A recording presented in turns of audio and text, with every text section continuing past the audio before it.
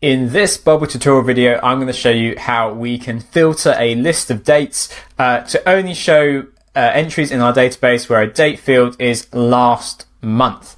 But before I do that, if you're building a bubble app, you're building a no-code SaaS application, click the link down in the description because we've got hundreds of bubble tutorial videos just like this one.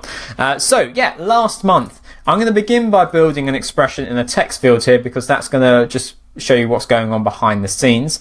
So we need to sandwich a date field between a start date and an end date. So the start date of last month, we would arrive there by going something like current date time month, add months, minus 1 month. So today's May 8th. That's going to take us to April 8th. Then we need to round it down to month. Notice that this is all time zone relative. So let's preview that. So we should hopefully see April 1st. There we go. Midnight, April 1st.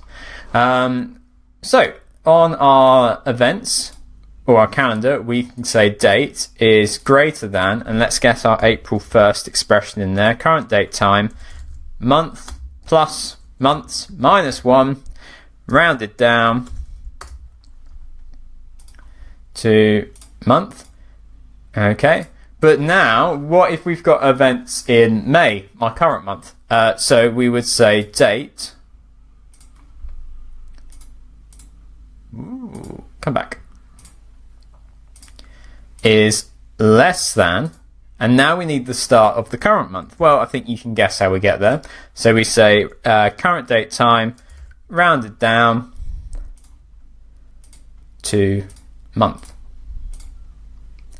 Okay, there you go. That's how you can target last month in Bubble with date filters and date constraints.